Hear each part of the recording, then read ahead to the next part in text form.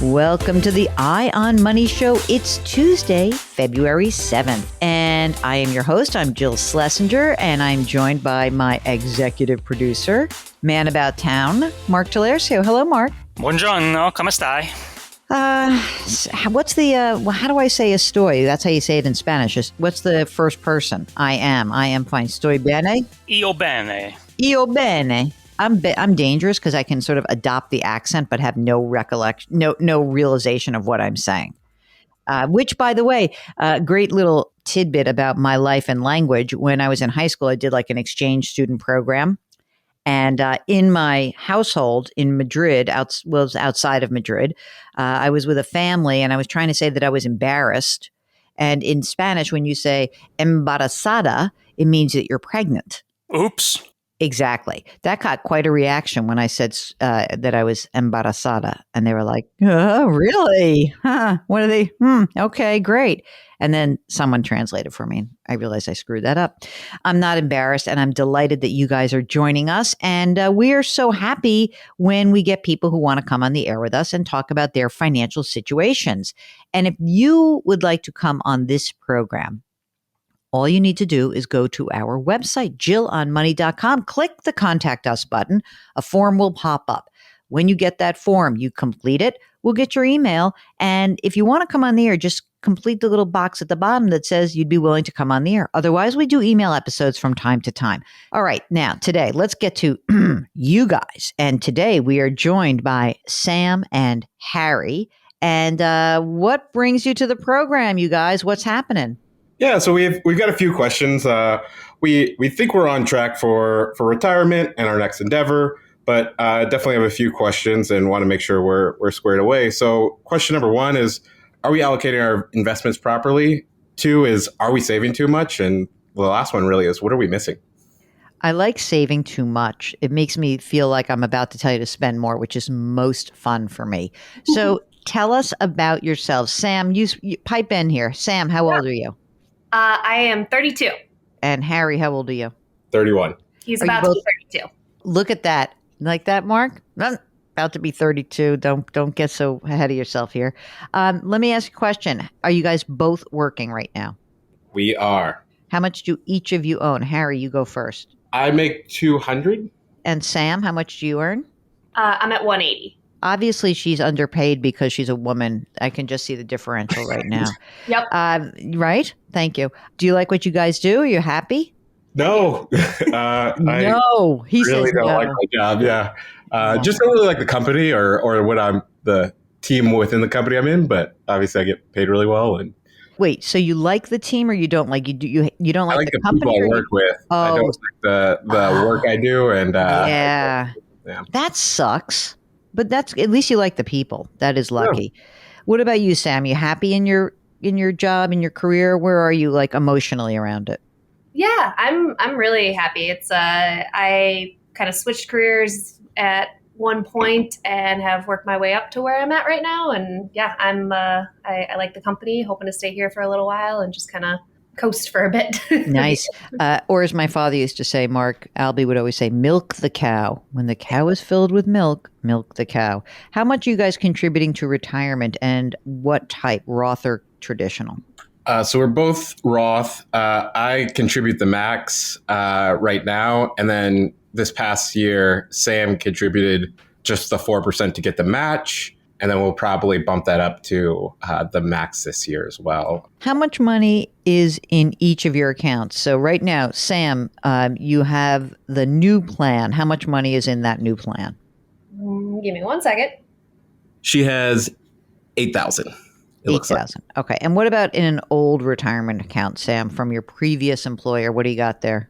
3,700. Or sorry, 37,000. And that includes the 8 in the current plan? Yes. Great. Got it. Okay. And you will max out this year, Sam? Like you're going to put in the 22.5 this year? Yes. Question. Are you guys married or partnered? What's the status, just so I can look at your tax situation? We are married. Kids? Not right now. Probably not going to have kids until a little bit later in life, thinking about maybe adopting when we're like closer to 40. Mark, how old were you when Theo was born? 40. 40. That's what I thought. Okay. So In terms of other saving and other investment, tell us a little bit about what you got cooking. I've got a 401k with 130, a Roth with 20, HSA with 10. Then we have in total in brokerages, 195, savings, more or less cash, I bonds, things like that, 71, and then 5K in crypto. Do you guys own a home? We do. Okay. What would you guess it's worth right now? Maybe $500,000. And what about a mortgage? Do you have one? We do. We pay roughly $1,000 a month. Okay. It's a duplex, so we rent out half of it. The $1,000 that we pay is essentially like covering additional expenses, upkeep, maintenance. Okay. What is the outstanding mortgage balance approximately? 380, The interest rate on it? 3.25. Beautiful. And it's a 30-year fixed? Absolutely. So this is a great thing because you have rental income and, presumably what would the game plan be if you were to have kids? Like we have kids in this and then eventually move and keep it as income property. What do you think? We'll definitely keep the place as income producing property. And then at some point we probably will leave the Midwest, buy another property, but make sure it's still able to produce income at some point of some sort, right? Okay. Whether that's a basement unit or something like that. Okay. So your first question was about allocation. How are you guys allocated? What's the Mark? Pay attention because he could be eating his nuts, his trail mix right now and goofing off. So pay attention to this part. So let's talk about your allocation. Okay, so between Sam and I, we put roughly. She puts in 2,750 into brokerage. I put in 2,400, then an additional 250 on top of that for a kind of other investment account for E-Trade, like buying individual stocks. I know I shouldn't, but I don't care. Who cares? Yeah. How much And money is then- in the fund? That we'll call that the fund money account. 40,000 now, I think. Did you include that when you said brokerage of 195? Was that included? Yep. Okay, got That it. includes that plus some employee stock that I get as well. Mhm. And then we each max out our HSAs. We put in another 1,000 and do like our just regular emergency savings every month as well. Wow. And then we've got like vacation funds that we put in money to. But I mean, you're saving a lot of money. I mean, I got to be honest. I Yeah. mean, not that it's a problem, but I mean, is there an end to this? In other words, what's the goal? Because Harry, you hate your job, but you like the people. And so is the goal that, well, I'll do this for so many more years and then I want to change. Like, what would you like to do with your money? Because you are saving a boatload of money and you're young. So tell us what we can do to help you get wherever you want to go. Yeah, ideally, I'll probably leave the company I'm at in the next year or so, but I think I'd make the same amount or more. But I think ultimately we want to maybe not retire early, but be on the fine movement. So maybe retire around 50, 55, and then we each get roles that don't require, us working 50, 60 hours a week, and we'll 50, 60? Come on. Don't be a complaint. I'm only kidding. So there's times where it's more. there is, you know what? I've learned a lot from you youngsters. I really have. So I come from a model that is really not great, which is just like work as hard as you can for as long as you can, and then you're out. I don't think that's a great model. It's lucky that I stumbled onto something I love, but I do really appreciate the financial independence next endeavor, new endeavor, because I think that when you lock yourself into that kind of old way of thinking, it's kind of debilitating and also it's unnecessary. So I like that you're thinking ahead. It's funny though, like as people are listening to this, I guess I have to emphasize they're 32 years old and they are saving so much money. What do you think your actual spend is on a monthly basis? I was just looking at that, about $9,000 a month. That includes all of our vacation funds, our house funds, our Just all in $9,000 a month. yeah. How have you allocated your assets? Yeah, so our asset allocation is, in the brokerage accounts, we're almost 100% stock. We've got a long time horizon. I think as you get closer to wanting to have those options to achieve fine, I think you're going to want to, at least with that brokerage account, at least have it a bit more conservative. I think so too. I would say that, you are stockpiling cash right now because you said that the money, you're putting whatever that five or 6 grand is going into brokerage and E-Trade and all that. But there's also money going into savings. And so you're beefing that up. I think that there's 2 things that would require a little more cash on hand. One is that once you're really ready to start testing this fine theory, we got to see how much income you're going to have from the house. How many years are left on the mortgage? 28 years. So maybe we'll have to kind of see what is the rental income and what does that mean for you guys? But I mean, I'm not terribly unnerved by you having so much money at risk as long as you're also beefing up your savings. And, look, this can all change. Maybe when you do have a kid, then that would change. Maybe you we do need more cash, or gosh, we really do have to sell this place because when we move and we buy a new house, we need some of that equity and we don't want to burn up the equity that we have set aside.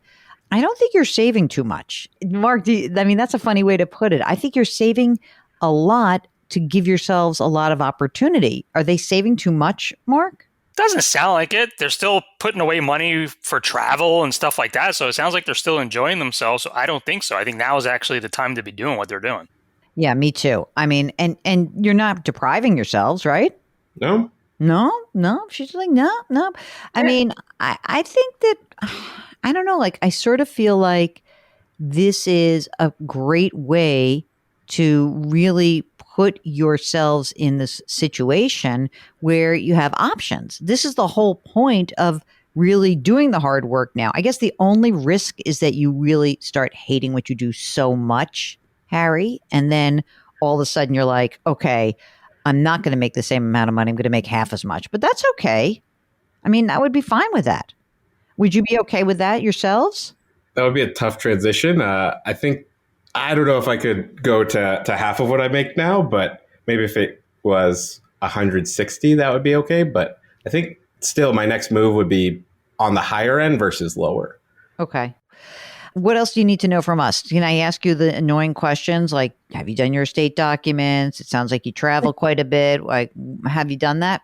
We just got married, so that's on the books. Get that done, will you please? All right. What else do you need to know from us?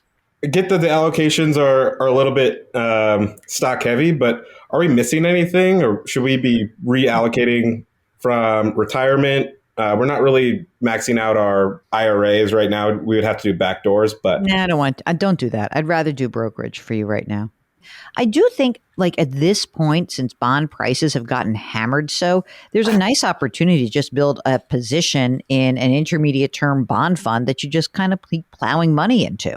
And it doesn't have to be a ton, even if it's 10 or 15%, that's fine with me. But I think it's not a bad idea to have that as part of the allocation. Besides that, I wouldn't go too crazy. I think you're in good shape. And maybe if you really want to if you want to play a little bit and you start trading more, I would do your trading inside of that Roth so that you don't have any tax liability. Okay. That's the only other thing I would point out to you. All right. So you guys are going to do your redo your allocation. If you're going to be trading more, do it in the Roth. Keep saving and do your estate documents. Come on now, right? All righty. You knew you were going to get that. I did. I mean, really. But I did it very nicely, don't you think? You did. All right, gang. Good luck to you. We thank you so much. If you, like Harry and Sam, want to join us, we love the couple thing. It's fantastic because it gives us a little bit of a sneak peek inside of what's going on for you all. Get in touch with us by going to our website, jillonmoney.com. Click the Contact Us button and you complete the form. Make sure you say you'd be willing to come on the program, and then Mark does all the hard work, and that's why I love him so much. Check out all of the great content that lives on our website. There are other podcasts. There is a blog. There's videos. There are resources, and you can sign up for the free weekly newsletter. So as we go out, I just want to tell you who makes this whole show happen. You know, the boss, Mark Talercio. He's the co-host and executive producer. Karen Kranick is our web queen. We are distributed by Paramount Global, and we drop our episodes every Tuesday and Thursday. We are very happy about that. So leave us a rating and review if you can, and check out my book. It's called The Great Money Reset. You can order that wherever you get books, or just go to our website. Change your work, change your wealth, change your life. Thank you for listening. We'll talk to you on Thursday.